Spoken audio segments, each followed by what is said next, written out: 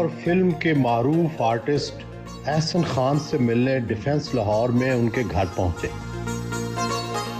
जनाब जनाब वेलकम भाई साहब वेलकम। आइए आइए, बहुत शुक्रिया आपके आने के बाद।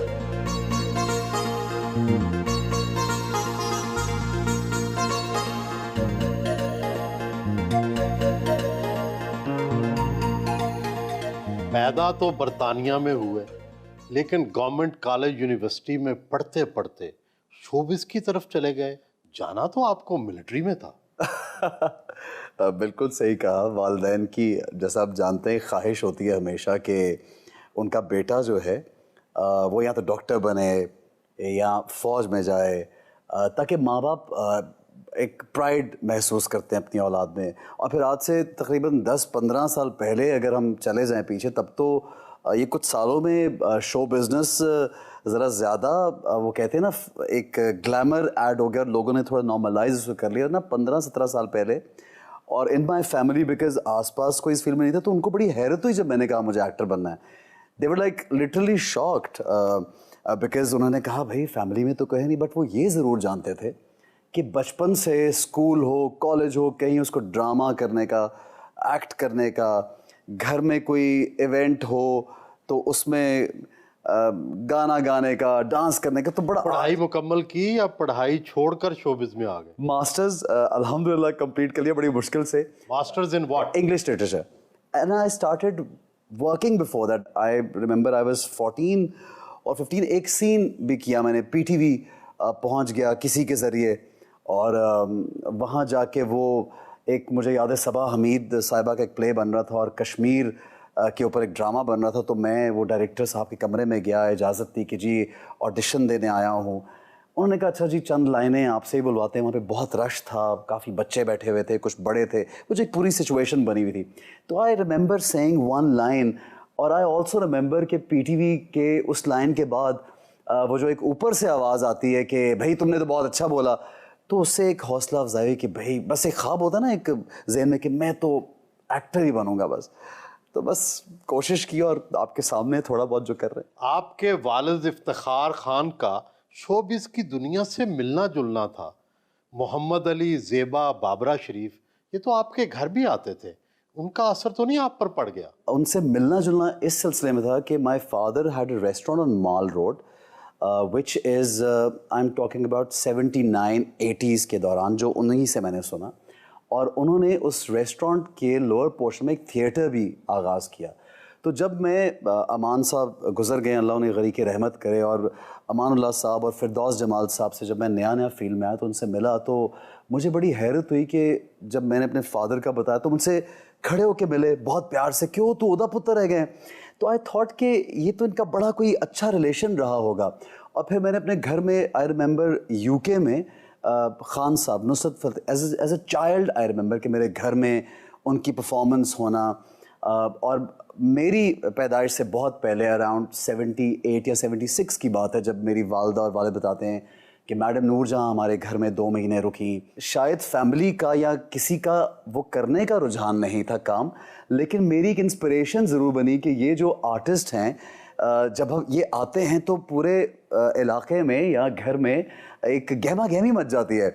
सो वो एक as a child, I think आप ने बिल्कुल सही कहा कि एक बैक ऑफ द माइंड में वो आया कि वो जो एक ऑरा बनता है आर्टिस्ट का, वो बड़ा एक खूबसूरत ऑरा होता है। दिलचस्प बात यह है कि आपके एक जुड़वा भाई यासर भी हैं और वो शोबिस में नहीं आए। आमतौर पे तो देखा है कि जुड़वा भाइयों की बहुत सी आदत मुश्तरका होती हैं, इकट्ठे एक जैसे कपड़े पहनते हैं। आप कितने मुख्तलिफ हैं? एक तो हम आइडेंटिकल ट्विन्स हैं, इतने आइडेंटिकल के आज भी, हालांकि वो यूके में रहा all his life, he hasn't been to Pakistan, में हम लोग यहाँ पे आ गए और वो वहीं पे था। उधर भी उसको आज भी लोग उसके पास चले जाते हैं ये सोच के कि शायद ये एहसन है, और फिर वो थोड़ा सा आवाज़ार भी होता है कि यार मैं किसी शादी पे, अगर देसी शादी पे चला जाऊँ, यूके में आपको पता है जो हमारी जिस तरह से होती है, या किसी देसी इवेंट पे चला जाऊँ तो वहाँ पे सब लोग आके उससे पूछ रहे होते हैं। तो आपको बताऊँ, he is a computer engineer, my twin brother, and he is very माशाल्लाह a super religious person.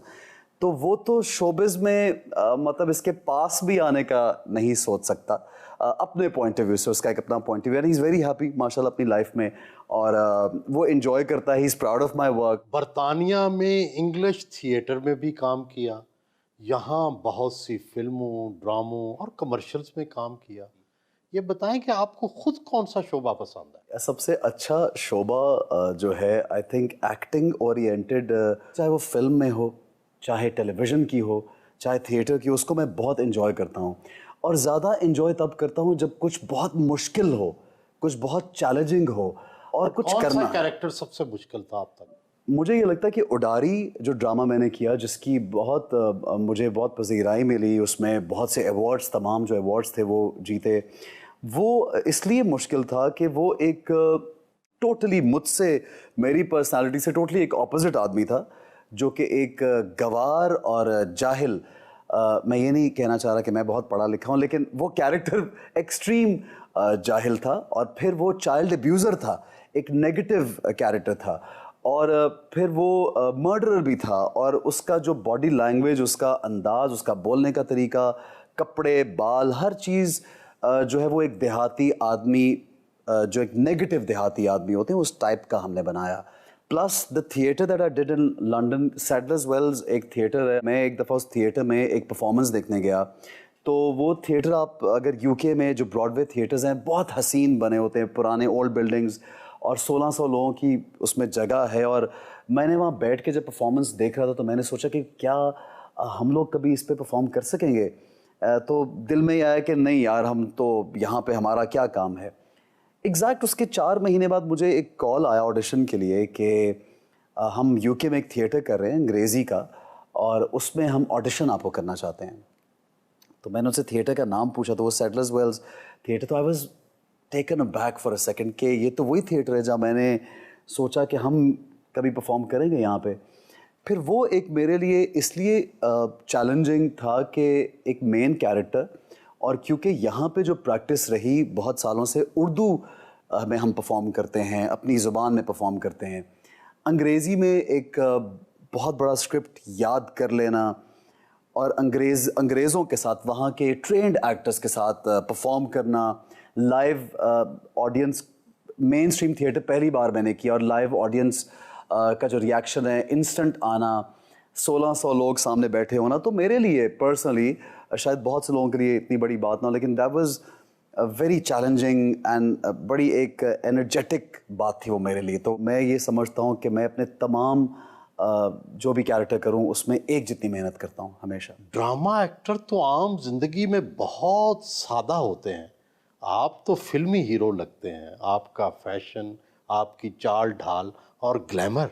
You have great observation, you must be right, but बस वो बगैर सोचे समझे, बस this is what I am. क्या आप वाकई ही दिल में एक करिश्मा साज हीरो हैं?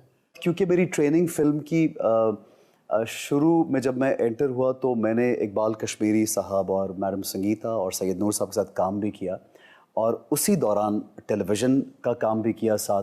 लेकिन I felt at that moment कि फिल्म में मेरे टाइप का फिल्म नहीं कुछ हो रहा था। मैं वो जो हमारी टिपिकल लॉलीवुड की फिल्म है, शायद मैं उसमें बहुत ज़्यादा एडजस्ट नहीं कर पा रहा था। So I left this work for a year और सो, और मैं अपनी फैमिली के पास यूके चला गया कि हो नहीं पा रहा मुझसे सही तरह से। हालांकि अब जो मैंने नाम लिए बेहतरीन डायरेक्टर्स हैं, और एवेन्यू प्रोडक्शन का काम था, एक बहुत बड़ी ब्लॉकबस्टर थी घर का बाग है, उसमें that was my first second appearance. फिर शहजाद रफ़ीक साहब की निकाह थी, that was one of my first appearances. फिर जब मेरे पास अशफाक अहमद साहब का स्क्रिप्ट आया पहली बार, तो मुझे वो स्क्रिप्ट पढ़ने के बाद लगा कि ये तो स्क्रिप्ट मैं छोड़ नहीं सकता। और वो स्क्रिप्ट मेरे पास यूके में आया। शाला कोट एक प्ले था जिसमें मेरे चाइल्डहुड मैं कहूँगा क्रश होते हैं। बाबरा और आरफा सिद्दीकी साहिबा मुझे बड़ी पसंद रही हैं हमेशा से। तो जब मुझे किसी ने कहा कि उसमें आरफा सिद्दीकी हैं, तो मैं बड़ा I was very happy. I was like wow, Arfa Siddiqui, I am gonna meet Arfa because she is such a great actress. And so वो प्ले मुझे वापस ले आया एक तरह से फील्ड में। तो वो फिर एक सिलसिला चल अब आपके सामने है।